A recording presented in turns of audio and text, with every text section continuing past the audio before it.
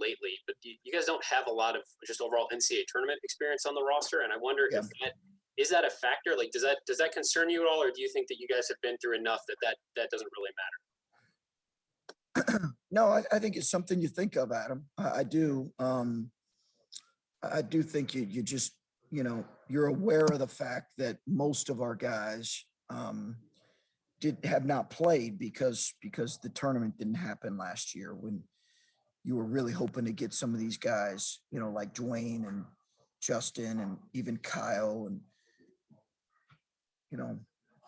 other EJ guys experience playing in that tournament. The guys that played in the last one a couple years ago, those guys have moved on. Musa played an important role against Iowa State 2 years ago. Was it 2 years ago, I believe, in Houston?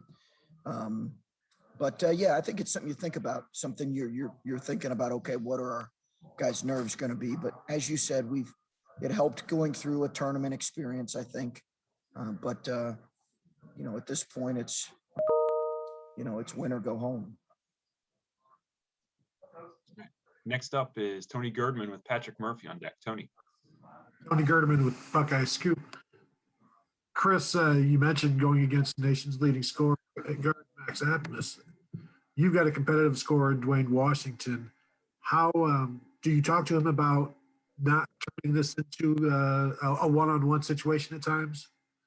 I would hope that, Tony, Dwayne's mature enough to understand that this is, this is tournament. This is, you're playing to win every possession. So, playing to win, whatever that requires, but it certainly doesn't require getting involved in a one-on-one battle.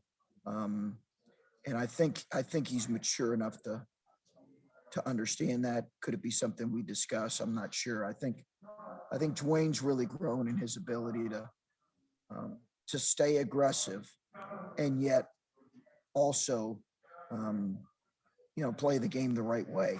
I really believe he's grown tremendously in that area, but it's also an ongoing process for him, as you guys know.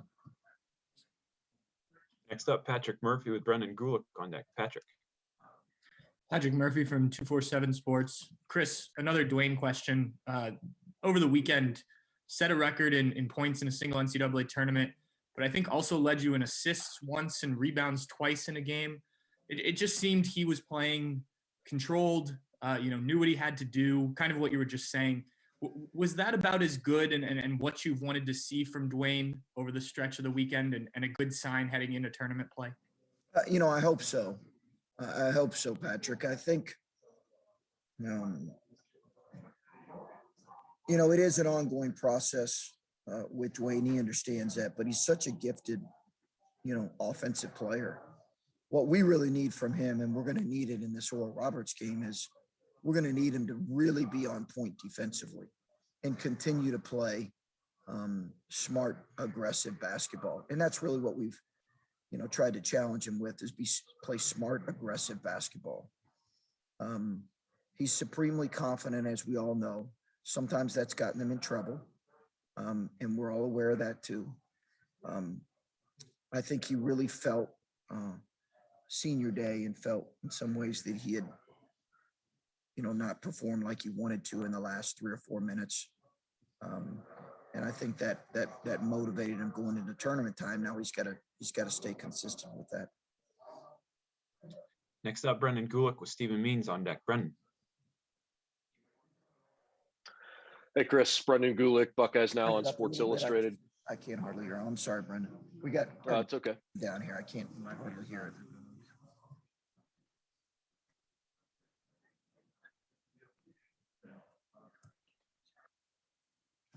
All right, that a little bit better, hopefully?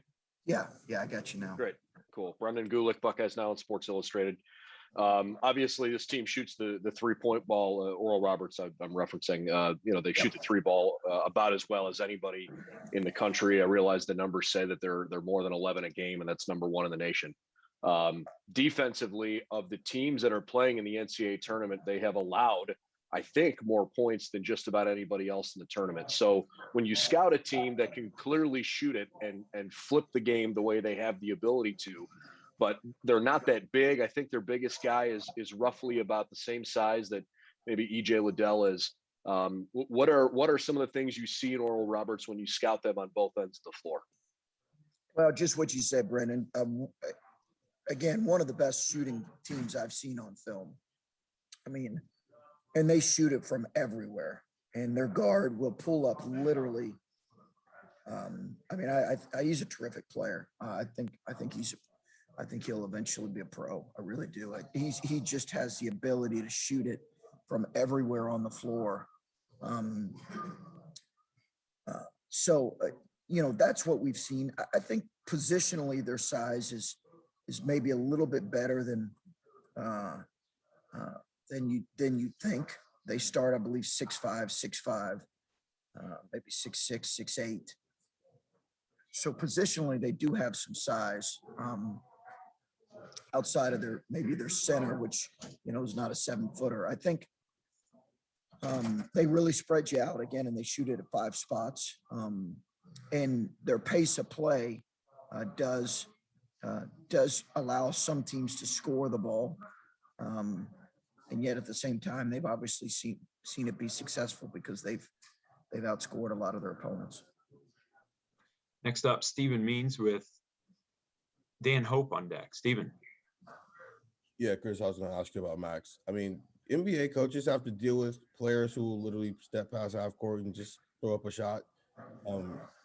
College players and college coaches don't necessarily have to deal with that all the time. I don't know. So I guess, how do you guard that? Yeah.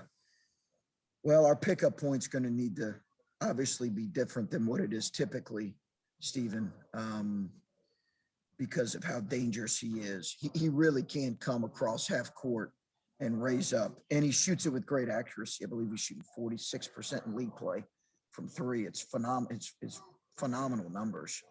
And you're right. It's kind of with Steph and Dame, they've kind of made that common to some degree in the NBA, but you don't see it as much in college. But it is part of his game. It really is part of his game. He's got the ability to raise up and shoot it. He's got strong legs, and he can shoot it from, right across half court, a couple steps off past half court, and he will.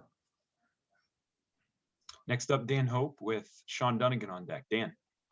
Hey, Chris, Dan Hope from 11 Warriors. You guys, coming out of his Big Ten tournament, playing 4 games in 4 days and making that run to the final, how much of a confidence booster is that for your team now that you're going into this tournament setting where you're going to have to play a bunch of games back to back and be able to string together wins again? Well, I think, as I mentioned, Dan, I think the one, getting a win under our belt there early against Minnesota was important for us. And I do think that it gave us a little bit of confidence. And I don't know that we were shook maybe as much as, people might have expected us to be shook during that closing stretch. And I've never been one, honestly, to really read too much into a losing streak or a winning streak in necessarily what that guarantees going into tournament play, because I don't think it guarantees much of anything. I think, you're trying to take the pulse of your team, and if they're in a good place, then you feel good about going into the tournament. And I felt like we were in a good place going into the Big Ten tournament. And now we got to get rest and get our guys in a good place. But I don't want to minimize, obviously we did need to play well in the Big Ten tournament. I think that helps us, and now we'll see if we can build on it in this game versus Oral Roberts. Next up, Sean Dunnigan with Patrick Murphy on deck. Sean Dunnigan with WBNS. Chris, you've been now in a bubble in Indianapolis for a little less than a week between the Big Ten tournament and now the NCAA. How has the team handled so far being in the bubble, and how do you think that it's going to be if you got, when you guys make a long run? Well, listen, we're focused on is the day in front of us. But it's a good question. I get your question. I don't know. I don't think right now, we've been in here, as you mentioned, a week. I don't get the sense that our guys are fatigued about being in the bubble or being in Indianapolis and living kind of hotel life. I think, yesterday it was classes, Zoom classes, very little meetings because we wanted them off their feet. And hopefully they caught up on some sleep and rested their bodies. But I've not noticed any fatigue yet along those lines. I think we'll see. It is interesting being in this environment and obviously being here a week prior due to the Big Ten. It's just a really unique situation. All right, time for just a couple more. Patrick Murphy with Tim Hall on deck. Patrick. Patrick Murphy, 247 Sports. Chris, similar to what Adam and Dan asked you, but in terms of the entire Big Ten season, just how prepared did you think that made you? I know you talked a lot about how good this conference was, but how prepared does that make you then to take on, non-conference teams, which you haven't seen in a while, and you'll eventually run into some good ones if you make a run? Yeah, I hope it really prepares us. I hope it really prepares us. I think the one thing you can't have is this false sense of, well, we played in a great league, so that guarantees us something, because it doesn't guarantee us anything. We've got to earn whatever it is we get. And just because we played in, I think a league that is as good as it's been in a number of years, it doesn't guarantee any Big Ten team to perform well in the NCAA tournament. It's styles, it's matchups, it's how you play, it's how you perform. Having said that, I do embrace the idea of going through, as you guys know, a tough schedule and a tough league. I think that is a good thing. I think it's helped us in the past, but I just think you got to be careful, or, we have to be careful as coaches and players that we don't think it guarantees us anything, because it certainly won't. We have time for one more question here from Tim Hall. Tim Hall, 97.1 The Fan. Hey, Coach, I was up late on Sunday and watching BTN, and they had Fran was up there and Painter was there too. And I think it was McCaffrey who said, and I was wondering if you had any philosophies or anything when you get to this part of the week going into a sort of a new season with tournament play. And they asked him about seeds, being a 2 seed and a 15 seed, as if to maybe suggest that it's an easier path. And he just kind of had like a stone cold look on his face and said, I don't care about seeds. Like I don't look at seeds when we get to the tournament. Every team is good. Every team can beat you. And I mean, you get a Summit League team. They had you had to face a guy named Mike Daum the last time around. That was not an easy task at all. I just wondered if you do anything with your team or reminders or messages when you get to this part of the season. Yeah. We will, Tim. We will. When we meet, we'll talk about, I think there used to be maybe a bigger gap, and those that, I know you followed college basketball for a number of years, there used to be maybe a bigger gap between, seedings and teams than there is now. There just isn't as much now. The teams, there is less of a gap in terms of, the quality of teams. And it really does come down to how you execute and how you play. And I agree with Fran on that. I don't think, I think, in some ways, fans can look at seeding and say, wow, that's really important to get that because of that.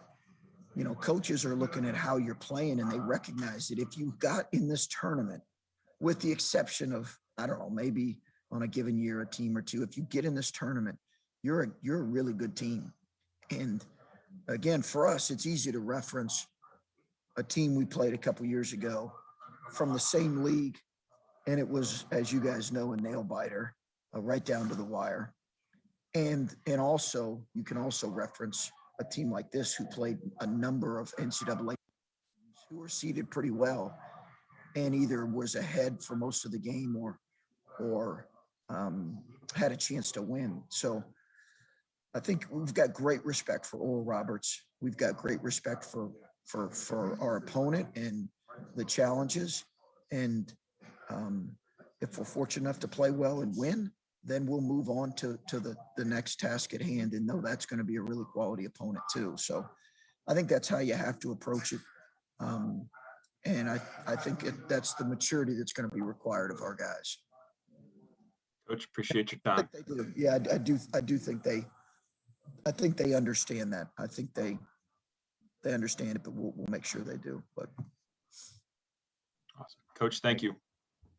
Okay. All right, guys. Hey, join. So,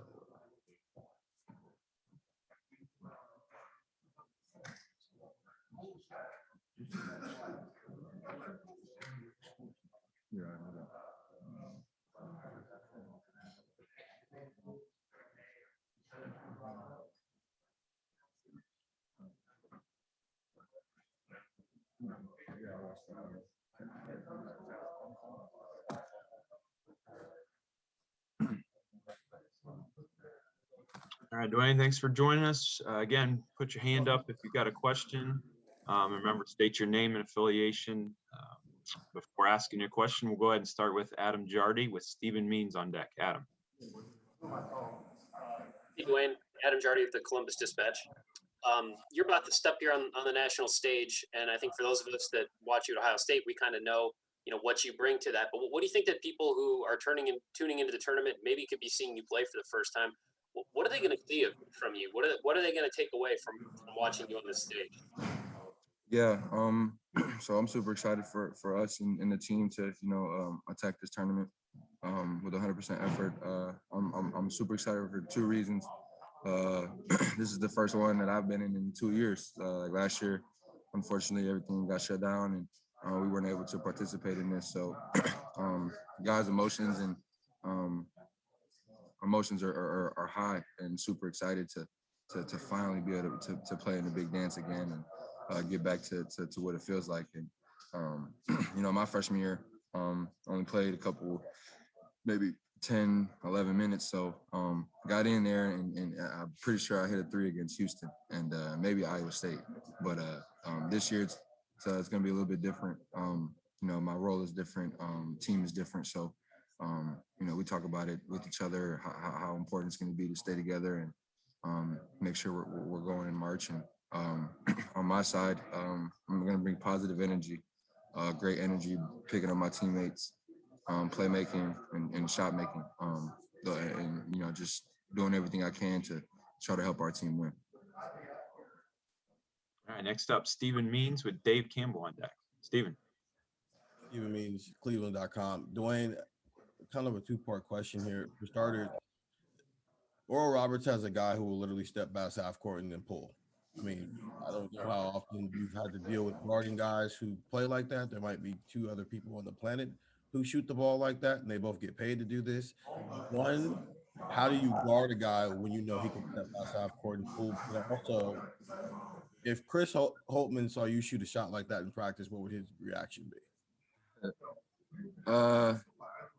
If coach told me to shoot a shot like that, I'll just have to make it. If I didn't make it, then he'll probably make me run or take me out, especially in practice. In the game, he'll take me out and be like, "What were you doing?" I'd be like, "What are you doing?" But yeah, Abmas is their guard, leading scorer in the country. It's gonna be a great matchup. I'm super excited for our team to go against somebody like that. At that high of a level. Obviously, he is a very good player. He does shoot from wherever in the gym, and at that point you just got to have good contests on his jumpers everywhere he is. Make sure that somebody's around him at all times, and just make sure you get a hand up. Percentages show that those are tough shots. So those shots he'll hit some. Definitely, he's a good player. But the more he takes of those, be all right. Next up is Dave Campbell with Brendan Gulick on deck. Dave. Hey, Dwayne, it's Dave Campbell with the Associated Press. Hey, piggybacking off that, if you think about shot selection and 3-pointers, how do you sort of balance, knowing you're one of the better 3-point shooters in the country, but making sure that you're taking the right shots and sort of balancing with how big of a shot it can be, but knowing that, trying to make it a smart one. Yeah. And you're talking about from my standpoint or yes. Yeah. Okay. Yeah. For offensive. Yeah. That's something I've struggled with, honestly. Those are conversations me and Coach Debo have. me and my dad have of not settling. There's lots of times where a 3-pointer can get shot at obviously there's people in the world who can shoot from very, very far and deep and whatnot. So you can always get off a 3. And I think working on it in practice and understanding what's settling and what's not, and taking what the defense gives you and getting what we want, those two things are different. And you just got to focus and lock in a little bit more and be really locked in on what you guys want to do as a group, attacking that game. And obviously sometimes you got to make plays, always got to be aggressive, but just knowing time and score and time and place is what I've been working on and getting pretty good at. So. Next up, Brendan Gulick with Patrick Murphy on deck. Brendan. Hi, Dwayne. Brendan Gulick with Buckeyes Now on Sports Illustrated. Hey, sort of a 2-part question for you. First, can you give us an idea on how morale of the team is after the emotional roller coaster you guys went through last week? Obviously, all 4 games were really tight. And the second part is more about just playing at Purdue, a familiar court, a familiar venue, shooting angles that you've seen before. Does that help? Does it matter? What are your thoughts on playing at Purdue? Yeah. So to answer your first question, the guys are doing better. It's hard. You're right. It was emotional, and the guys, we all fought so hard to get to where we were and put ourselves in a position to bring home a championship. And unfortunately, that wasn't the outcome. But guys were hurting. It hurt. So guys were hurting for the first night.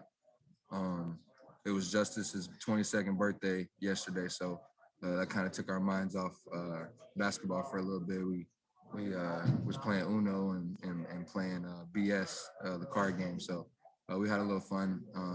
Kind of relaxed us and settled us back into this gauntlet that we're about to attack starting on Friday. So. And to the second question, Purdue's a great arena. Mackey gets loud. I saw the court in there. It looks pretty nice. Says March Madness on it. Looks pretty cool.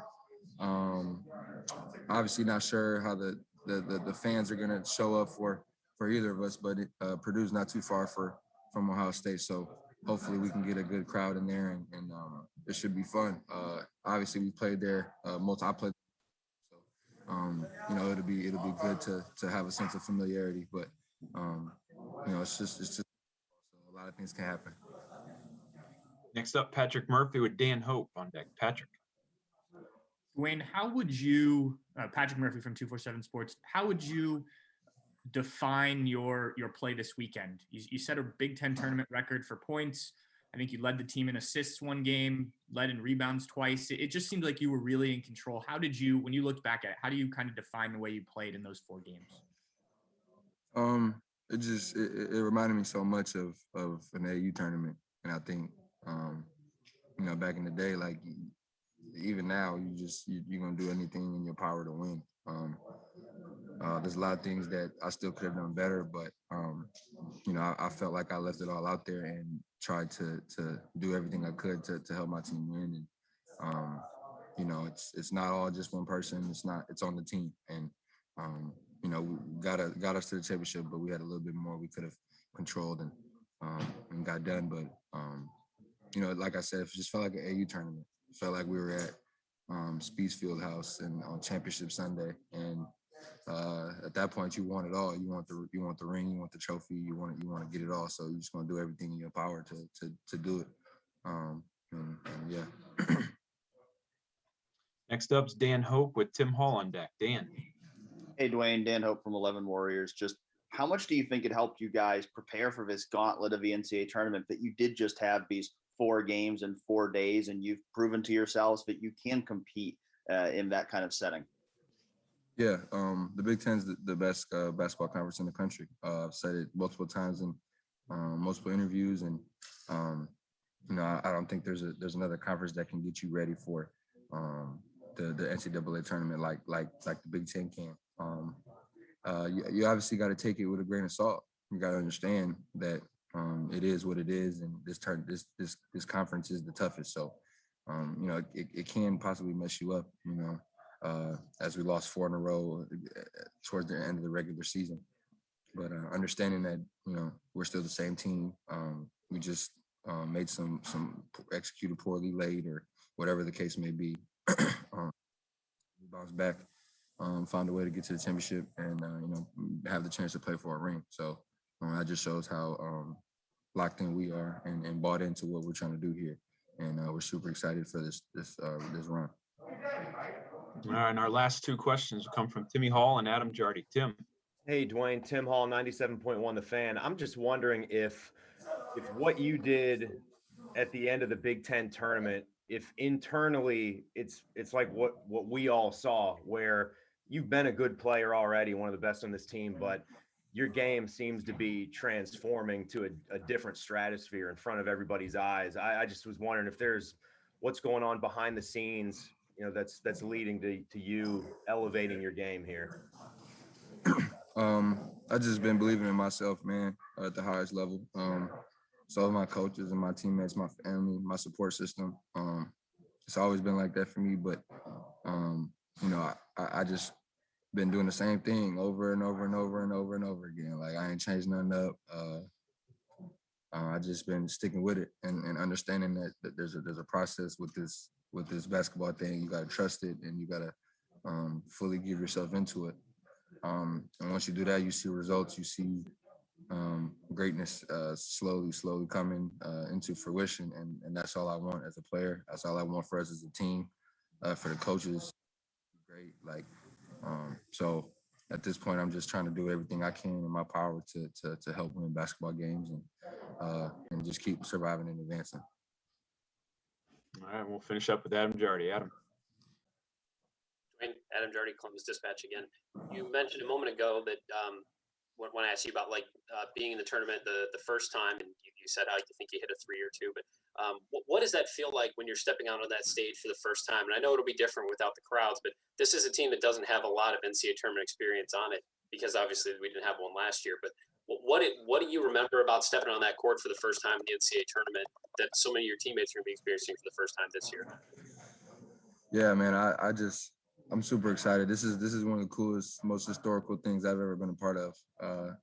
We're in a gigantic bubble in multiple hotels right now, and we get to play the game we love and walk past each other like it's AAU back in the day. So, I think for us, we're just taking it all in, understanding where we're at, what we're doing, how cool this actually is, and I think it's really opening people's eyes and just understanding like, hey, at the end of the day, it's just a basketball game. Obviously there's stuff that we got to work on, scout this, and this, but at the end of the day, it's just basketball. And I think it's connected us so much more, got us all bought into to the end goal of what we want. I'm not sure if it'll change too much. Obviously the tournament is the March Madness, the name, all this cool stuff and brackets and just little nerves here and there. Definitely going to be some guys nervous and but those will shake out as soon as you get on the court. It's just basketball. You got to go out there, do what you do, play your role, and we can get some stuff done. So, Dwayne, thanks for your time, man. Good luck this week. Thank you, guys.